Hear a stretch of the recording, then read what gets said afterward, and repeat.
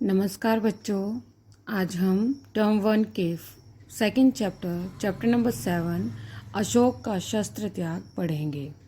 अशोक का शस्त्र त्याग एक एकांकी है जिसके माध्यम से हमें एक बहुत बड़ी सीख सीखने को मिलती है। वो सीख क्या है, हम इस कहानी को, इस एकांकी को पढ़ने के बाद जानेंगे। तो आइए शुरू करते हैं आज का चैप्टर जो एक एकांकी है। इस नाटक में मगध के परम शक्तिशाली सम्राट अशोक के शस्त्र त्याग एवं अहिंसा के मार्ग पर चलने का वर्णन किया गया है। कलिंग पर आक्रमण के दौरान राजकुमारी पद्मा द्वारा युद्ध के लिए ललकारे जाने पर भी अशोक ने शस्त्र नहीं उठाया और भविष्य में हथियार न उठाने की प्रतिज्ञा की। इस नाटक के माध्यम से आप पढ़ेंगे, इस नाटक के माध्यम से एक कहानी को जानेंगे जिसमें पता है चलेगा कि मगध का परम शक्तिशाली, जो किसी के आगे कभी हार नहीं मानता था, ऐसा सम्राट था अशोक। उस अशोक के शस्त्र त्याग मतलब उसने अपने शस्त्रों को त्याग दिया और शस्त्र त्यागने के बाद वह अहिंसा के मार्ग पर चलने लगा। कलिंग पर आक्रमण के दौरान उसने जब कलिंग राज्य पर आक्रमण किया था तो उस दौरान राजकुमारी पद्मा द्वारा युद्ध के लिए ललकारे जाने पर भी राजकुमारी पद्मा ने, जो कि कलिंग की राजकुमारी थी, उसने उसे युद्ध के लिए ललकारा। फिर भी अशोक ने शस्त्र नहीं उठाया और भविष्य में हथियार न उठाने की अटल प्रतिज्ञा की। जिससे अटल होता है जिसको कोई तोड़ नहीं सकता, जिसको कोई झुका नहीं सकता। उसने ऐसी अटल प्रतिज्ञा कर दी थी कि मैं भविष्य में कभी भी हथियार नहीं उठाऊंगा। महान कार्य अच्छे विचारों का अनुसरण करते हैं, ये कहा था अब्राहम लिंकन ने कि महान कार्य जो है वो अच्छे विचारों का अनुसरण करते हैं। महान कार्य करने के लिए अच्छे विचारों का अनुसरण करना बहुत ज़्यादा ज़रूरी है। तो आइए शुरू करते हैं। पहला दृश्य, एक मकान में मगध के सैनिकों के शिविर लगे हैं। बीच में मगध की पताका फहरा रही है। पताका के पास ही सम्राट अशोक का शिविर है। संध्या बीत चुकी है। आकाश में तारे टिमटिमाने लगे हैं। शिविरों में दीपक जल गए हैं। अपने शिविर में अशोक अकेले टहल रहे हैं। उनके मुख पर चिंता की छाया है। वे कुछ सोचते हुए आसन पर बैठ जाते हैं। एक मैदान है और उस मैदान में मगध के सैनिकों का शिविर लगा हुआ है। शिविर मतलब तंबू। एक मैदान में मगध के सैनिकों के तंबू लगे हुए हैं और बीच में मगध की पताका फहरा रही है। पताका होता है झंडा। मगध का जो झंडा है वो बीच में फहरा रहा है। फहराना मतलब लहराना। पताका के पास ही सम्राट अशोक का शिविर और उसी पताका, उसी झंडे के पास ही सम्राट अशोक का तंबू है। संध्या बीत चुकी है, अब शाम हो चुकी है। आकाश में तारे टिमटिमाने लगे हैं। शिविरों में दीपक जला दिए गए हैं और अपने शिविर में अशोक अकेले टहल रहे हैं, यहाँ से वहाँ चहलकदमी कर रहे हैं। उनके मुख पर चिंता की छाया, वो थोड़े से चिंतित दिखाई दे रहे हैं। वे कुछ सोचते हुए आसन पर बैठ जाते हैं। वे कुछ सोचते सोचते अपने आसन पर आकर बैठ जाते हैं।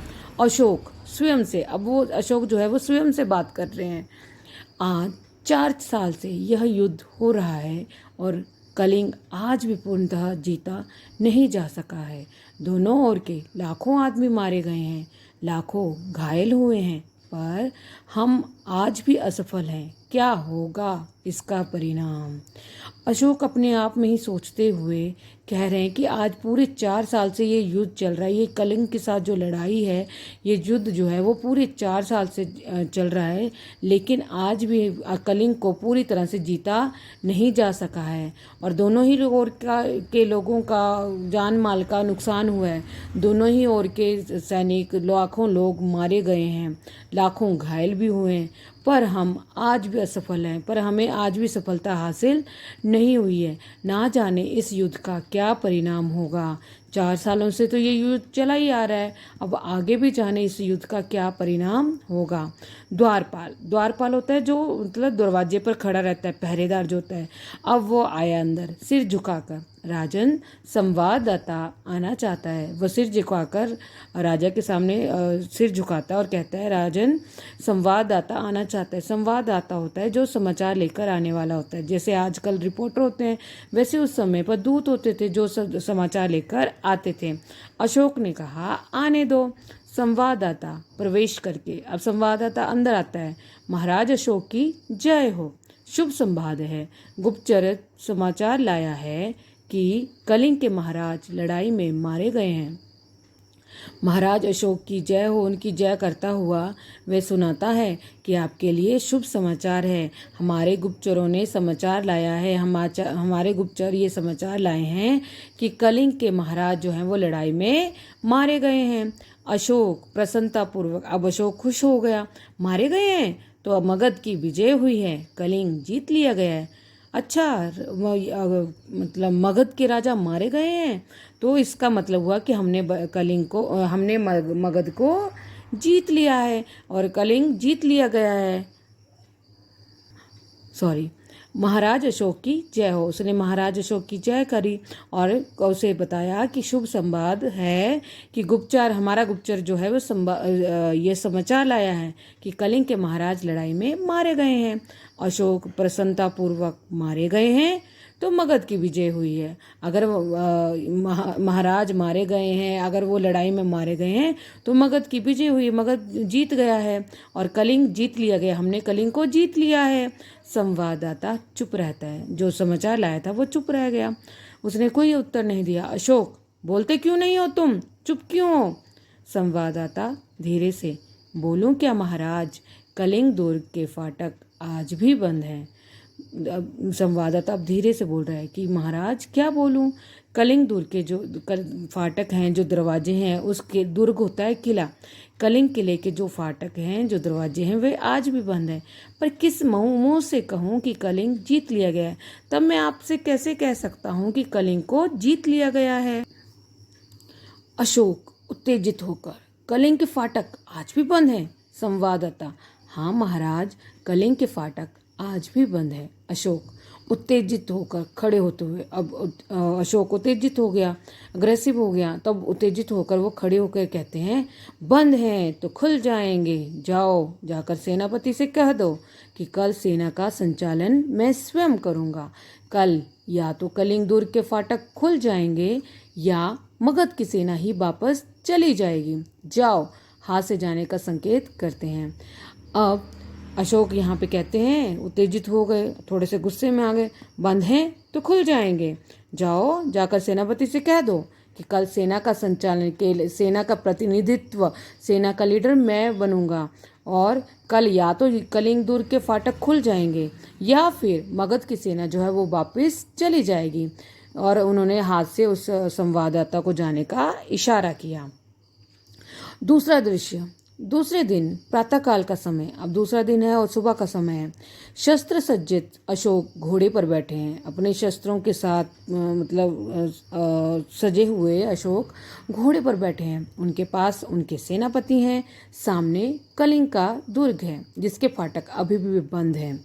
अशोक, मेरे वीर सैनिकों, आज 4 साल से युद्ध हो रहा है, फिर भी हम इस कलिंग को जीत नहीं पाए हैं। उसके किसी दुर्ग पर मगध की पताका नहीं फहरा रही है।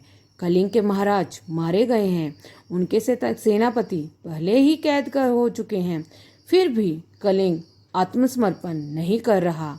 जाओ, आओ, आज हम अपनी मातृभूमि की शपथ लेकर प्रण करें कि या तो हम कलिंग के दुर्ग पर अधिकार कर लेंगे या सदा के लिए मृत्यु की गोद में सो जाएंगे। अब अशोक अपने सैनिकों को ललकारते हुए क्या कहते हैं कि मेरे वीर सैनिकों, आज पूरे 4 साल हो गए हैं और 4 सालों से ये युद्ध चल रहा है, फिर भी हमने कलिंग को अभी तक जीत नहीं पाए हैं। उसके किसी दुर्ग पर मगध की पताका अभी तक नहीं फहरा रही है। कलिंग के महाराज भी मारे जा चुके हैं। उनके सेनापति को तो पहले ही कैद कर लिया था। फिर भी कलिंग जो है वो सरेंडर नहीं कर रहा। आत्मसमर्पण होता है सरेंडर, वो अपने घुटने नहीं टेक रहा। आओ आज हम अपनी मातृभूमि की शपथ खाते हैं, अपनी मातृभूमि की सौगंध खाते हैं और ये प्रण करते हैं कि या तो हम कलिंग के दुर्ग पर अधिकार कर लेंगे, या तो हम कलिंग के दुर्ग पर अपना अधिकार जमा लेंगे, या सदा के लिए मृत्यु की घोष हो जाएंगे। मतलब या तो हम कलिंग को जीत लेंगे या फिर मृत्यु को वरण कर लेंगे, मृत्यु का वरण कर लेंगे। सभी सैनिक तलवार खींचकर, अब सभी सैनिक भी थोड़े इसमें आ गए, तैश में आ गए। तलवार खींचकर मगध की जय, सम्राट अशोक की जय। सहसा दुर्ग का फाटक खुल जाता है। सहसा होता है अचानक से दुर्ग का फाटक खुल गया। सब आश्चर्य से उस ओर देखने लगते हैं। अब एकदम से फाटक खुला उनके सामने तो सब बड़े आश्चर्यचकित और उस ओर देखने लगते हैं। उनकी तलवारें खींची की खींची रह जाती हैं। उनकी जो तलवारें थी, जैसे ही उन्होंने खींचकर बाहर निकाली थी, वैसे ही वो उसी पोजीशन पर स्टैचू की मुद्रा में खड़े हो गए। शस्त्र सज्जित स्त्रियों की विशाल सेना फाटक के बाहर निकलने लगती है। शस्त्रों से सजी हुई, मतलब पूरे अस्त्र शस्त्र के साथ जो स्त्रियां जो हैं वो अपनी विशाल सेना के फाटक के बाहर निकलती हैं। सेना के आगे पुरुष वेशभूषा में एक वीरांगना है, जो सैनिक वेशभूषा में साक्षात चंडी सी दिखाई देती है। अब सेना के आगे एक महिला है, एक वीरांगना है, एक वीर स्त्री है, जिसने पुरुषों की वेशभूषा धारण की हुई है, जो अपने सैनिक वेशभूषा में, सैनिक पहरावे में साक्षात चंडी का अवतार लग रही है। यह कलिंग महाराज की पुत्री पद्मा है। और ये कौन थी? ये कलिंग महाराज की पुत्री पद्मा थी, राजकुमारी पद्मा थी। ये स्त्रियों की सेना अशोक की सेना से कुछ दूरी पर रुक जाती है। अब स्त्रियों की सेना जो बाहर निकली थी उस फाटक से, वो अशोक की सेना से कुछ दूरी पर के सामने कुछ दूरी पर रुक जाती है। अशोक के सिपाही मंत्र मुग्ध से देखते रह जाते हैं। अब अशोक के सिपाही जो हैं बिल्कुल स्टैचू बने हुए हैं, बिल्कुल मंत्र मुग्ध हो गए हैं, बिल्कुल ऐसे मतलब स्टंड मुद्रा जो होती है उस मुद्रा में वो खड़े हो गए हैं। अशोक भी चकित रह जाते हैं। तो ये था आज का चैप्टर अशोक का शस्त्र त्याग। आगे का हम नेक्स्ट वीडियो में पढ़ेंगे। तब तक के लिए धन्यवाद।